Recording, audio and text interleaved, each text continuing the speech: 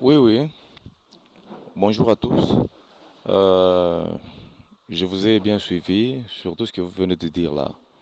C'est vrai, moi je suis sur place au Katanga, précisément à Lubumbashi. C'est vrai, et s'il y a des Katangais dans ce groupe, euh, je peux leur dire de changer de comportement. Parce que ce que nous vivons ici, c'est donc l'hostilité. Il y a une haine tribale. Voilà. Au lieu d'appuyer le président de la République qui est notre sang, mais vous vous permettez à soutenir quelqu'un qui ne sait pas, qui ne se reconnaît même pas. Voilà, aujourd'hui nous avons un problème. Tous les Katangais tournent leur dos à l'actuel président de la République pour soutenir Moïse Katumbi. Disant que Moïse changera ce pays. Bon, moi je me pose des questions. Il a été gouverneur de, du Katanga. Qu'est-ce qu'il a fait de nécessaire? Il a vécu pendant plus longtemps à Lubumbashi. Mais dites-moi, où est la maison de Moïse Katumbi à Lubumbashi? Vous nous parlez de Kachobwe. Kachobwe, ce sont ses affaires. Voilà. Alors, au lieu d'appuyer notre président, notre sang, vous vous permettez à soutenir ces gens-là. Aujourd'hui, Moïse Katumbi est à la recherche du pouvoir au Congo. Vous oubliez que son enfant, le soi-disant champion, voilà, il a le pouvoir, je ne sais pas, il est ministre ou député en Zambie. Sa femme est burundaise. Lui-même est italien, je ne sais pas. Mais il est à la conquête du pouvoir au Congo. Donc vous voulez prendre le Congo ou soit l'Afrique en otage? Voilà la question que je me pose. Pourquoi ne voulez-vous pas soutenir votre sang? Vous négligez votre sang. Et puis, c'est donc une haine tribale.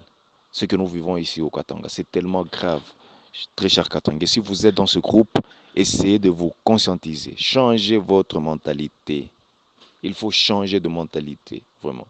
Le Moïse Katumbi que vous nous parlez là, il n'y a que le Katangais qui manifeste ce nom-là.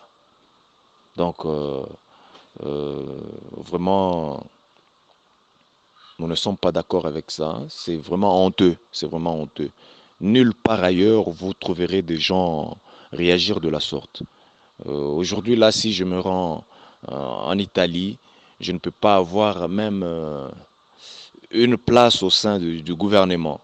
Je ne peux pas travailler dans l'administration publique. Voilà. Mais aujourd'hui, vous nous dites qu'il faut soutenir Moïse Katumbi. Qu'est-ce qu'il va faire dans ce pays?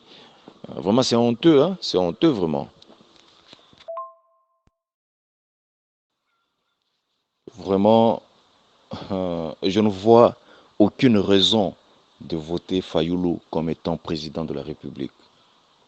Donc, je ne vois aucune raison. C'est une distraction, hein. Il passe son temps. Sinon, moi, je le dis, non, Fayoulou ne sera jamais président de la République. Ouais. Oui, vraiment, je suis très content.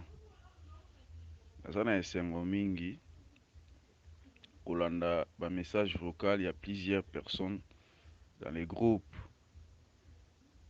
J'ai senti vraiment il y a la motivation, la détermination entre nous. Tout ça toujours bloc derrière notre chef de l'État, Félix Tshisekedi Fachi Beton. Pour na makambo nyonso tu oyo azali kosala. Vraiment napesi Nzambe merci. Pe Nzambe aza Nzambe ya bolingo. Nzambe ye moko ayebile pourquoi aplaçaki chef de l'État au sommet ya mboka oyo po akokisa vision na ye. Nzambe asalaka à travers bato. Ndenge Nzambe asalaki à travers Moïse abimisaki bana Israël na bowumbu na esclavagisme na kati ya Egypte. Yango mo makomi ya Nzambe eloba les Égyptiens que vous les verrez aujourd'hui, vous ne les verrez jamais. Donc ba Égyptiens o bozomona lelo bokomonaka bango lisusu te.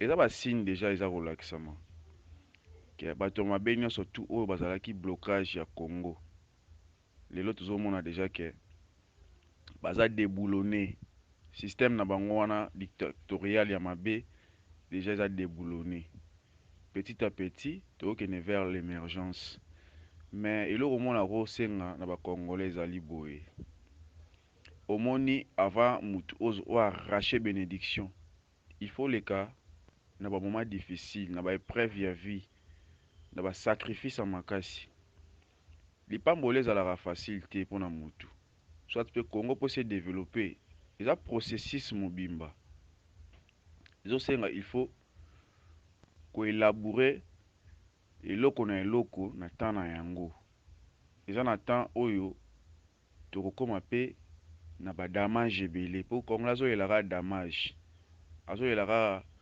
alia bien amela bien alata malamu wana eza nango bamoyenne zéro eloko à chaque fois bisika nga nazalaka nayebisaka même bamaster bapeti bavie bapapa mikolo ke botala bisika touti même France wana na baallemagne wana na babrésil babelgique baétats-unis etongamaka na mokolo moko te ezwa vraiment temps mpo etongama biso mpe toza bapays oyo tozalaki colonise epa bacolon babelge bayaki mpe mpona bapropre baintérêt na bango moko mais siko botala depuis tosenga indépendance ntina lelo eloko nini bachef de l'état oyo baleka-lekana eloko nini ya spécial be ya grave batikeli biso na mboka oyo sauf kaka kodétruire kopiller koluka kokoma bariche kovwamisa bana na bango kotinda bango na bapoto mais koinvestir na kati ya Congo bainvestir te tala bainfrastructure na biso banzela ndenge ezalaki ya kokufa baekole eza ya kobeba bahôpitaux misala eza te baentreprise publique ya l'état ekomaki babien privé na bango mais lelo faci beto ntango ya ye na bokonzi baentreprise publique ya l'état lelo ekomi kokota mbongo recette ekomi komata lokola ndesi ba DGI wana basalaire yango lelo na DGM basalaire emati baenseignant basalaire emati bamilitaire basalaire emati baprofesseur bango wana bapesi bango bamituka na baenveloppe ezolakisa déjà que chef de l'état aza na besoin aaméliorer mboka oyo petit à petit azotala cas par cas eza lokola papa na kati ya ndako aza na bana ebele bango nyonso tu akosoigne bango mokolo moko te eza na jour papa akolamuka bike lelo eza tour ya mwana oyo lelo eza tour ya mwana oyo eza ndenge moko na Congo toza na 26 province ezosenga mpe bagouvernement provincial wana ezala bien organisé baministre provincial badéputé provinciaux bango tout faut base mobiliser bazala derrière vision ya chef de l'état bagouverneur de la ville chef de l'état sali musala makasi puisque azalaki na majorité parlementaire ti abundi ti abaskile yango adéboulonné po azwa quand même majorité parlementaire po bavote baloi ya malamu bamodifie baloi mosusu oyo ezalaki na avantage ya bato ya FCC mpona koprotege mandefu ya pembe mais lelo ntango chef de l'état asali union sacrée asali gouvernement ya bawarrior yango tokomomona baréalisation mposo totikalaka na gouvernement ya FCC cash me banzela na toomona wana baréhabilitation lelo bakoinaugure